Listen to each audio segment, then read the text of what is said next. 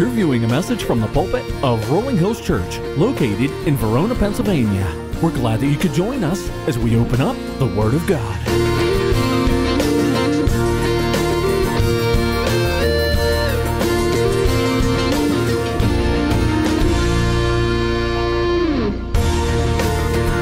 God cannot be confined.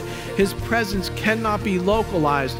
We cannot put God somewhere and say, look, there is God. He is wherever His people are.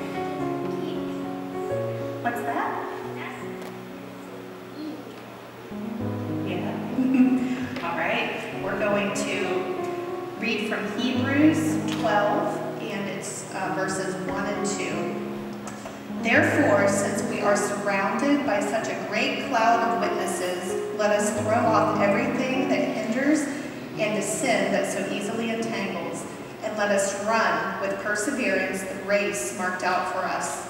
Let us fix our eyes on Jesus, the author and perfecter of our faith, who for the joy set before him endured the cross, scorning its shame, and sat down at the right hand of the throne of God. Have you, any of you, ever run a race or were in a race? Raise your hand if you've run a race or you were in a race. Margo, what kind of race? Track and field. Jacob? 5K. You ran a 5K? Wow. Eden? 2 mile in a relay? Sit down, sweetie. Sit down. Any? Yes. What'd you? A bike race. Okay, so there's running races, there's bike races. When I was drag races, yep. All of those you have to go pretty fast, huh? When I was younger, I swam. I raced in the backstrip. So that was the races. So whenever you're running in a race, what do people in the crowds do? Yes. What do people in the crowds do when you run a race? Yeah? What else? They cheer. What else might they do? What would they say? They watch. Yeah? They pay attention? Easily? They clap? Yeah? What might somebody yell if you're running a race? Go, go! Keep up the good work, keep going. So they encourage you, right? So, do you think it makes it more exciting? Do you try harder when somebody's cheering for you? Or do you go slower when somebody's pushing you on and clapping for you and saying, go, go, go? What do you do? Jacob? You speed up. Yes, so it makes it more exciting to run the race when you hear the voices of the people who are watching. And what happens when you win the race? How many of you have ever won a race? Or maybe got a place in a race? Marco. 4th place. What happens when you win? Or when you do really well? What's that? You got 1st place? Well, yeah, when you win, you get 1st place. What might happen? What might a trophy? Yeah, like this nice medal. I didn't win it though.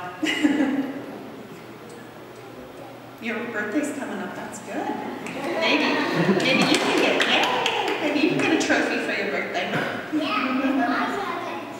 Yes. So listen up. It's an even greater thrill when you finish the race and either you win a medal or a trophy. It feels good when you win, right? So I want to tell you a story about a young guy, and he was in the Olympics several years ago in Barcelona, Spain. Have you ever watched the Olympics? So you know there's a lot of races, swimming, track and field, all kinds of races in the Olympics. His name was Derek Redmond, and he was a young man from Great Britain. He had dreamed all of his life of winning. What's the ultimate thing that people want to win in the Olympics? Gold medal. He had dreamed of winning a gold medal in the 400-meter race. How far is 400 meters? How many times around the track do you think, Alex? I don't know if it's 3. I think it might be 1. So it's a really fast race. It's yeah. So whenever you were getting ready to run your 5K, what did you have to do? Train. So it involved a lot of hard work, right? Yeah. And so he worked hard, he ran and he strengthened his muscles. He was in the semifinals and he was running the race of his life. And he could see the finish line just ahead, and suddenly he felt a sharp pain in the back of his leg, and he fell down to the track with a torn muscle in his right leg. I'm guessing it was his hamstring back here. So all of the medical people ran toward him, and Derek struggled to get up. Why do you think he was trying to get up? What did he want to do? He wanted to continue the race. Why? He wanted to win still. So he started to hop toward the finish line on one foot in an attempt to finish the race. And suddenly a large man came out of the stands. He pushed aside the security guard and he ran to Derek's side. Who do you think that man was? Family? Like, be more specific. His father, yeah. So his dad, he came out. Sit down, sweetie. Pay attention, okay? So he said, his dad said, "You don't have to do this." And Derek said, "Yes, I do." He said, "Well, then we're going to finish together." And guess what his dad did? He took him by the arm and he helped him cross the finish line. I'm guessing on one foot. I'll have to watch the video. So they stayed in Derek's lane all the way to the end. And at first the crowd watched in silence. Then they rose to their feet and they cheered him on. So Derek didn't win the gold medal, but he walked away with an incredible memory of a loving father who, when he saw his son in pain, he left his seat in the stands and he helped him finish the race. So who is our ultimate loving father? Who? God and Jesus, yes. So this is what the Bible verse was about today. It teaches us that life is like a race that has been set before us. We may struggle and face many obstacles. What kind of obstacles do you think we might face in life? Tests, yeah. Kingsley. Sin, that's a big one, yep. Alex. Practice fire drills at school. That's kind of that's an obstacle.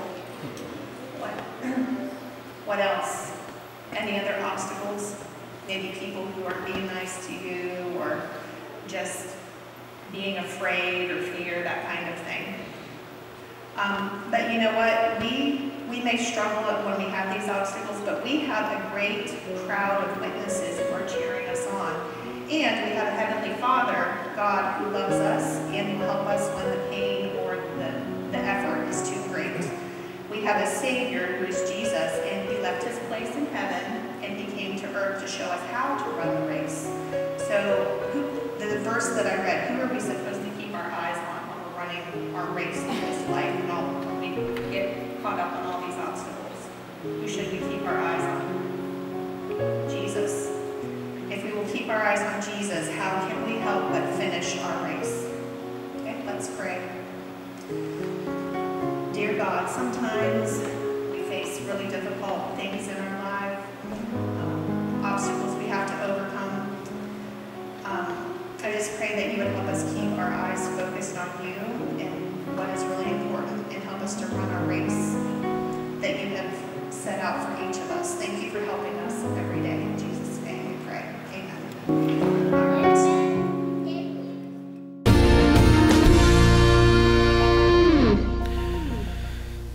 So I want to start with a story. There's a judge, and he's facing these two opposing lawyers, and the judge comes in, takes his seat.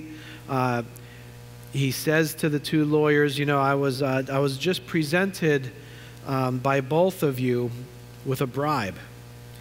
And so both lawyers are starting to like squirm uncomfortably. They know that they've been caught, but at the same time they realize, well, geez, both of us offered the judge a bribe. And he says, you, defense attorney, you gave me $15,000. And the prosecution, they gave me $10,000. So the judge reaches into his pocket, pulls out a check, and he hands it to the one that gave $15,000. And he says, now what I'm doing is I'm returning $5,000 to you so that I can fairly judge this case on the base of its merits. That's a very intelligent judge. In case you're trying to catch up here, instead of taking $15,000 or $10,000, he got $20,000 out of the deal and only had to give $5,000 back, and he could still fairly judge the case.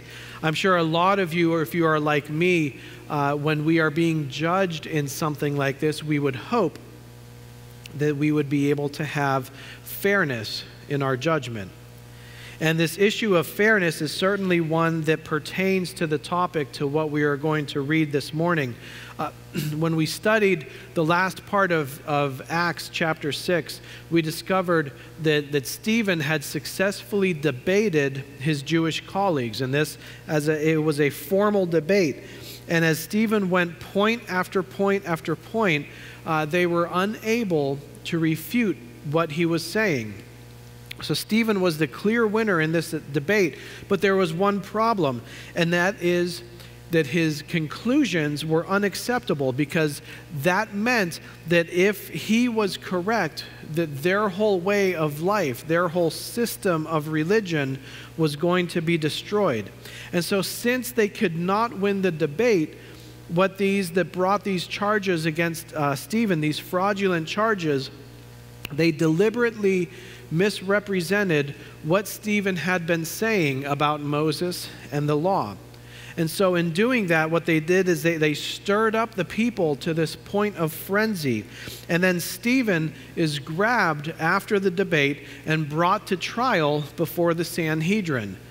Now, the Sanhedrin was kind of the Jewish Supreme Court, if you will. It was a combination of priests and theologians, including both Pharisees and Sadducees. And we've been introduced to this group already when Peter and John had to appear before them. Now it's Stephen's turn, and he's brought before this court with charges of committing blasphemy against Moses and the temple. So what we're going to do is, as we read through, we're not going to read the entire chapter today. We're going to read bits and pieces of it. But in our reading, what ends up happening when Stephen, he stands accused of blasphemy, and what he is going to do is make 4 different pleas that will serve to show that he is innocent of the charges that have been brought before him. So the message that Stephen is about to give in his own defense is perhaps one that we would not expect. We would think that if somebody is taking our words and misrepresenting them, that we would have a very strong defense. And we would think that there would be some type of logical point by point, here is why you are misrepresenting me. But instead, what Stephen does is he makes this an opportunity to proclaim the message of Christ in terms of Judaism, and to give a very stern warning to those who were accusing him.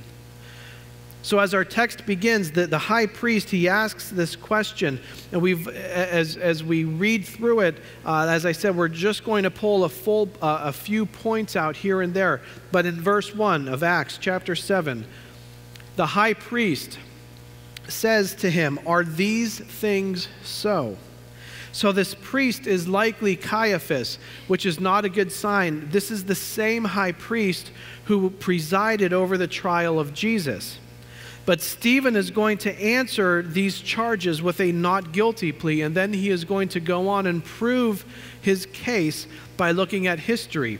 He is going to show that he has history on his side, because what is happening is those who are accusing Stephen of this are about to repeat the same sin that has been repeated time and time again, and that is resisting the Holy Spirit and the plan of God. So this first plea that Stephen is going to make is in reference to God. Verse 2, and going on from there. And Stephen said, "Brothers and fathers, hear me. The God of glory appeared to our father Abraham when he was in Mesopotamia, before he lived in Haran, and said to him, 'Go out from your land and from your kindred, and go into the land that I will show you.' Then he went out from the land of the Chaldeans and lived in Haran. And after his father died, God removed him from there into this land in which you are now living. Yet he gave him no inheritance in it, not even a foot's length, but promised to give it to him as a possession and to his offspring after him, though he had no child. And God spoke to this effect, that his offspring would be sojourners in a land belonging to others, who would enslave them and afflict them for 400 years. But I will judge the nation that they serve, said God, and after that they shall come out and worship me in this place. And he gave him the covenant of circumcision. And so Abraham became the father of Isaac, and circumcised him on the 8th day. And Isaac became the father of Jacob, and Jacob of the 12 patriarchs. And the patriarchs, jealous of Joseph, sold him into Egypt, but God was with him, and rescued him out of all his afflictions, and gave him favor and wisdom before Pharaoh, king of Egypt, who made him ruler over Egypt, over all his household. Now there came a famine throughout all Egypt and Canaan, and great affliction, and our fathers could find no food. But when Jacob heard that there was grain in Egypt, he sent out our fathers on their first visit. And on the second visit, Joseph made himself known to his brothers, and Joseph's family became known to Pharaoh. And Joseph sent and summoned Jacob his father and all his kindred, 75 persons in all. And Jacob went down into Egypt, and he died, he and our fathers. And they were carried back to Shechem, and laid in a tomb that Abraham had bought for a sum of silver from the sons of Hamor in Shechem. So Stephen, he first establishes something that they all agree upon, and that is that God is in sovereign control. God, this God that we serve, is a God of glory, and this is the stunning statement, because glory is the composite of all of his attributes. He gives a rich description of the holy, almighty, and sovereign God that has worked in their lives all throughout their history. And Stephen provides an atmosphere of belief that they can all agree on. God is in control of Israel's destiny. So in using this example of Abraham, he makes the point that no one should stay put, that when God says go, we are supposed to go. When God says change, then that means it is time to change. And this is what Abraham was willing to do. And so Stephen is reminding them of this, and that he was willing to change his surroundings, to leave his town, the things that he was familiar with, and to answer God's call. And he made no demands of God to know, where am I going? What is this going to look like? God says, just go and figure it out as you go. And so instead, he accepted this call from God, and he received the promise that he would never see fulfilled in his own lifetime. This promise that they would become a great nation. And so Stephen is also pointing out, God is a God of promise, and that he is faithful to do everything that he says he will do. So when God was preparing their future 4 generations later, the patriarchs, they rejected this deliverance. The 12 tribes of Jacob, also known as Israel, they were having the very beginnings of this nation that had been promised to them. And of the 12 tribes, one of them, Joseph, had been set apart to be a special blessing, to be a leader of this group of Israelites. And as soon as God began to reveal his plans for them through Joseph's dreams, 10 of the sons get upset with this, and they sell Joseph into slavery. But the thing is, Joseph was the promise of the blessing. But because of their spiritual blindness, they end up opposing God and his purposes. So, but because God is bigger than all of these things, he is bigger than any plan that we can come up with to work against him, his will still occurs. So God was faithful in his promise to the Israelites and Joseph's brothers. He had promised their great-grandfather Abraham that he was going to keep the promise that he gave him. You will come into this land, and there will be, you will be a nation at that point. And I'm going to do this through the most unlikely person, and that is Joseph. Now, we do not know if Luke included all of Stephen's message here. He may have just been giving us the highlights. But subtly, what Stephen is doing is he is drawing a comparison between what had happened first with Joseph and now what is happening with the Israelite leaders of that day. So note the parallels. There are some things when we look at Joseph that we can see in Jesus. Joseph was condemned by the false witness of Potiphar's wife. Jesus was condemned through false testimony. Joseph was freed from prison and given the highest office of the land. God freed Jesus from the prison of death and exalted him to his right hand. Joseph was able to deliver all of his brothers from certain physical death, and Christ in the same way can deliver us from our spiritual death. But again, what we are going to start to see here in what Stephen is sharing is that Joseph was rejected. Israel's deliverer was rejected by those who he was sent to rescue. And so this brings us to the second plea, which is in regards to Moses. We're going to read 17 through 37 for this part. But as the time of the promise drew near, which God had granted to Abraham, the people increased and multiplied in Egypt until there arose over Egypt another king who did not know Joseph. He dealt shrewdly with our race and forced our fathers to expose their infants so that they would not be kept alive. At this time Moses was born, and he was beautiful in God's sight. And he was brought up for 3 months in his father's house. And when he was exposed, Pharaoh's daughter adopted him and brought him up as her own son.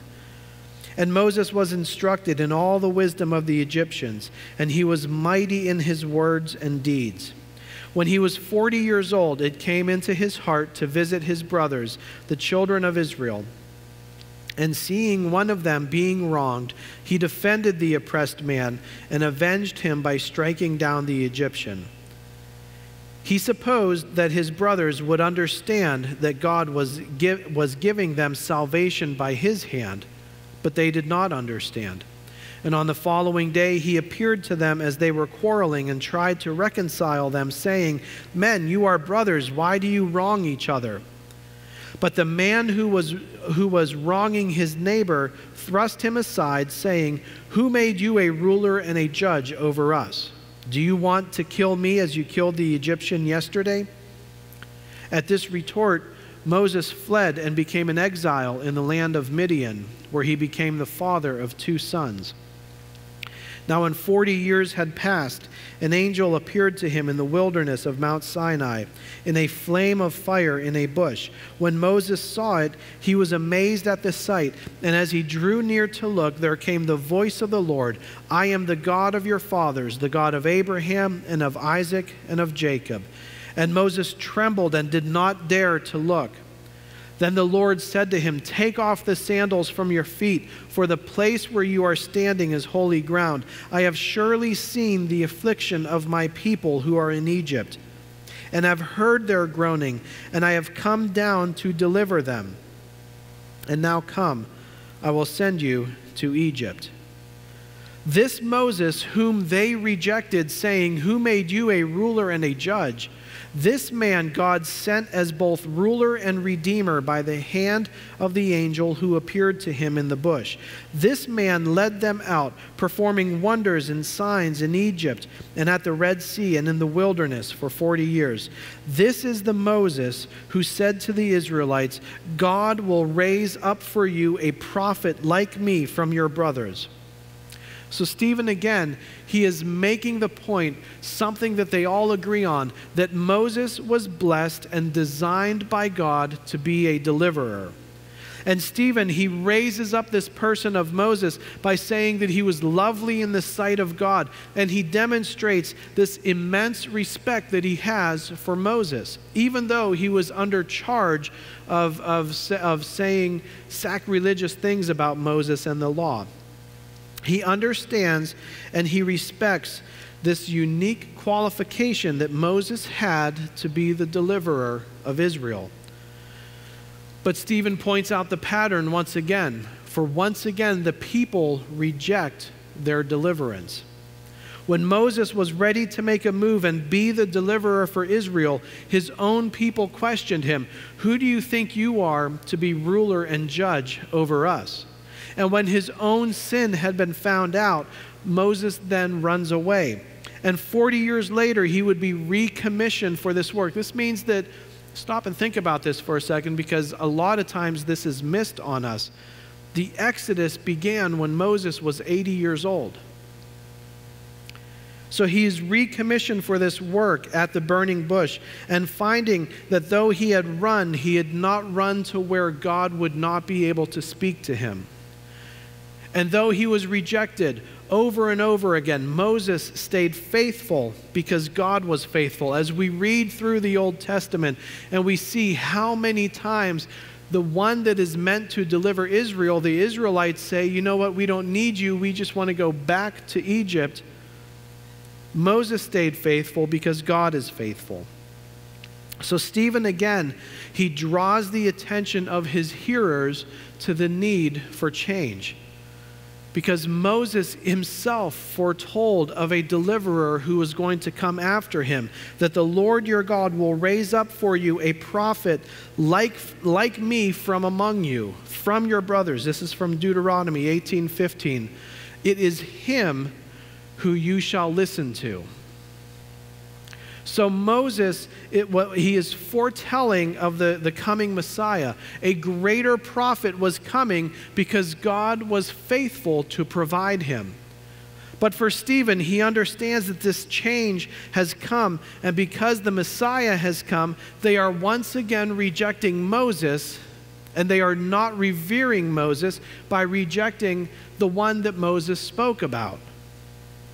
So Stephen is making the comparison. Look at Moses, look at Jesus. Moses humbled himself in leaving Pharaoh's palace. Jesus humbling himself by becoming a man. Moses rejected by Israel. Jesus rejected by Israel. Moses was a shepherd. Jesus is our good shepherd. Moses redeemed his people from the bondage of Egypt. Jesus redeems humanity from the bondage of sin. And so this brings us to the third plea in regarding the law, starting in verse 38 and reading to 43. This is the one who was in the congregation in the wilderness with the angel who spoke to him at Mount Sinai and with our fathers. He received living oracles to give to us. Our fathers refused to obey him, but thrust him aside, and in their hearts they turned to Egypt, saying to Aaron, "Make for us gods who will go before us. As for this Moses who led us out of the land of Egypt, we do not know what has become of him." And they made a calf in those days and offered a sacrifice to the idol and were rejoicing in the works of their hands. But God turned away and gave them over to worship the host of heaven, as it is written in the book of the prophets, "Did you bring to me slain beasts and sacrifices during the 40 years of in the wilderness, O house of Israel? You took up the tent of Moloch and the star of your god Rephan, the images that you made to worship, and I will send you into exile beyond Babylon." So God was graciously present with them in the wilderness. Whenever matters were not going smoothly, the Israelites had a consistent response. They would complain, and they longed to return to Egypt, even though the evidence of God's work in their lives was all around them. So continuing to follow the pattern of the past, the people rejected the law. In fact, they rejected the law before they even received it. Moses is up on the mountain receiving the law, and the Israelites are down here saying, "No, we don't want that. We want to come up with our own thing." They were down on the mountainside at the bottom of the mountain making this calf. It was a demonstration that they were more interested in the work of their own hands and to be able to make a god that they thought that they could control. So this was a people that consistently depended upon their own wisdom, their own righteousness, their own morality, their own experiences, and they kept failing when they would do this. And so now we come to the fourth plea regarding the temple, 44 to 50. Our fathers had the tent of witness in the wilderness, just as he who spoke to Moses directed him to make it according to the pattern that he had seen. Our fathers in turn brought it with Joshua when they dispossessed the nations that God drove out before our fathers. So it was until the days of David, who found favor in the sight of God and asked to find a dwelling place for the God of Jacob. But it was Solomon who built a house for him. Yet the Most High does not dwell in houses made by hands, as the prophet says, "Heaven is my throne, and the earth is my footstool. What kind of house will you build for me, says the Lord? Or what is the place of my rest? Did not my hand make all these things?" So these Jewish leaders that Stephen is standing in front of, what they have done is they have overemphasized the importance of the temple, especially this temple that had been built by the pagan Herod. And this is something that we fall into every day. Yesterday I was listening to someone talking about outreach. And he said, so many times churches, we have this focus of asking ourselves, who are the people that live around our church? And he said, isn't it time that we start to change the question and instead ask, who does our church live around? Because it's not about this building. And this is one of the things that we were trying to get at with these block parties that were outside of this place. Instead of asking, it's great, we need to ask who are the people that live around here and minister with them. But at the same time, we have to be willing to ask ourselves, who do I live around? Who can I reach around me? Because what ends up happening is we tend to think that this place here is where God only is, when in reality, He wants to be everywhere where we are, with our coworkers, with our neighbors, with our friends. And what they really should have emphasized was the fact that all of this is God's. And yet, even though all of this is God's, He is still kind of a pilgrim with His people. When their worship place was the tabernacle, it proved that God was always on the move with His people. Wherever God's people have gone, He was going with them. Wherever He sent them, He would accompany them. Thus, God was with Abraham in Mesopotamia, and He was in Egypt with Jacob. And He was in Midian when Moses was at the burning bush. These were all locations outside of the temple. And yet God was still there. This is the point that Stephen is making. For what makes ground holy ground other than the fact that God is there? So this is where these leaders were dead wrong about the temple. And as John MacArthur said, he wrote, "The temple was the symbol of God's presence, not the prison of his essence." God was not contained in anything. He can never be contained in anything. So Solomon, who built the first temple, he understood this when it was being dedicated. And he said, "But will God indeed dwell on the earth? Behold, heaven and the highest heaven cannot contain you. How much less will this house that I have built?" So God cannot be confined. His presence cannot be localized. We cannot put God somewhere and say, "Look, there is God." He is wherever his people are. And so again, we see in this example a rejection of the law in order to accept the place of the temple. Another example of people rejecting the thing that was supposed to bring them closer to God. So what does all of this mean to us today? Another story. Jane had a son, 4 years old. She was in this women's Bible study fellowship thing, and they had these classes for children as well. And while they studied in their groups, the children would hear a lesson at the same time. And one day, she and her son are walking to the car, and the boy says to his mother, "Mommy, I'm not going to sin anymore." And you can imagine that the pride that a mother would have hearing this come from her child. But then she began to wonder, "Oh, well, what do you mean by that?" And so she asks him, why exactly do you say you're not going to sin anymore? And his answer was, "Jesus said, if you do not sin, you can throw the first stone. I want to be the one that throws the first stone." Now we hear that and we think, oh, that kid is just, misguided. But in reality, actually it brings up a really funny Roman Catholic joke also about when Jesus said, "Those of you without sin can cast the first stone," and all of a sudden a stone goes zipping by his head and he turns and he goes, "Mom!" That's all Catholic theology there. But so Jesus wanted, this child wanted to be the one to be allowed to judge people. And how many times do we fall into that same position? The Sanhedrin, they wanted to be the ones who were in good enough of a case to accuse Stephen. And in fact, they were getting the stones ready for his execution. We can be sure that Stephen understands what is about to happen here because he turns the charges back on them. He begins accusing his accusers. His plea of not guilty is not really a defense.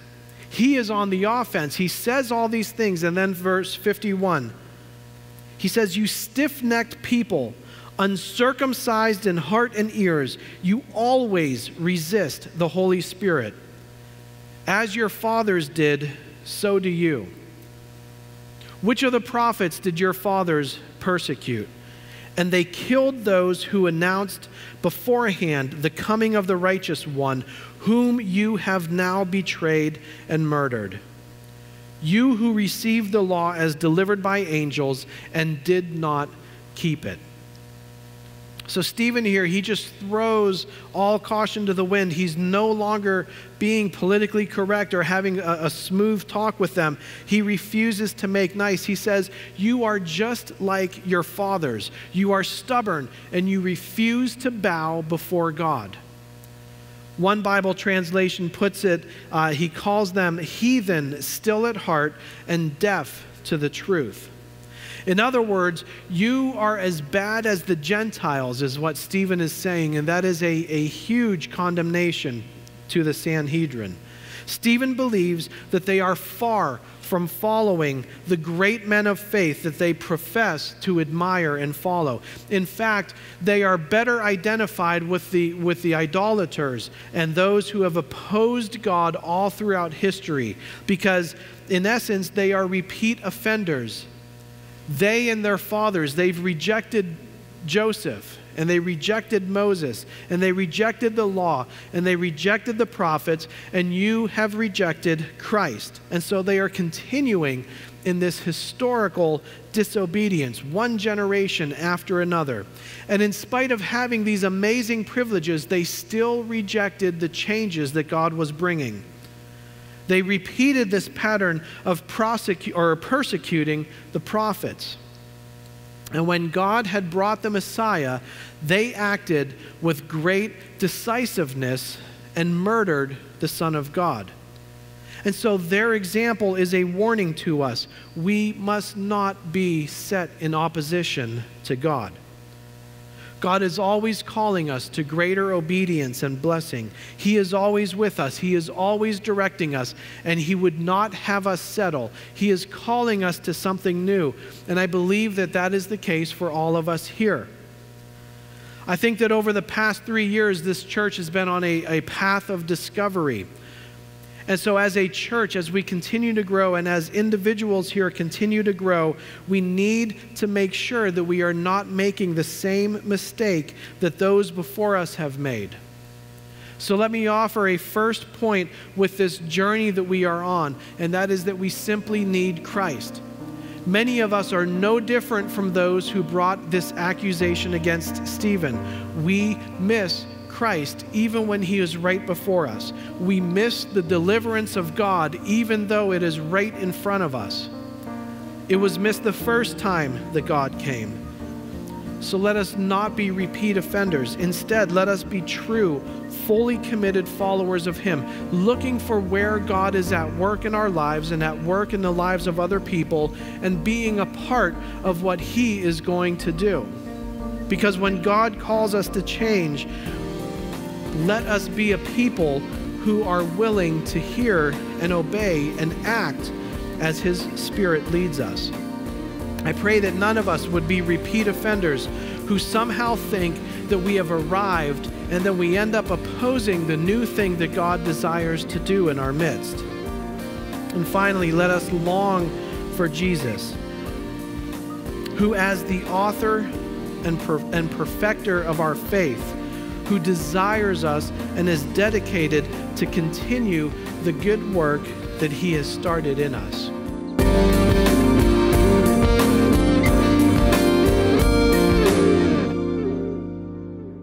Visit us on the web at www.rollinghillschurch.today or drop in for a visit at 120 Gernert Drive, Verona, PA 15147. Service time is 10 a.m. on Sunday. Send us a message via email to rollinghillsbaptist@comcast.net or reach us by phone at 412-795-1133.